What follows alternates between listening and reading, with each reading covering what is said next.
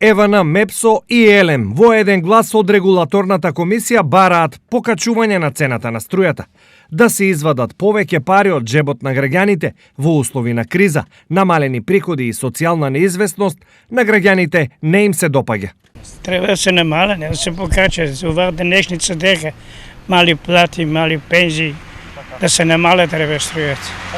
Нека се качува ко сака. Они како си сакат така си прават. Утрешната одлука на регулаторната комисија не е тешко да се претпостави, бидејќи освен ЕВН, останатите две компании се во државна сопственост. Практично, државата покачувањето го бара сама од себе. Освен што треба да бројат повеќе пари, граѓаните во случајов уште повеќе ги иритира нешто друго.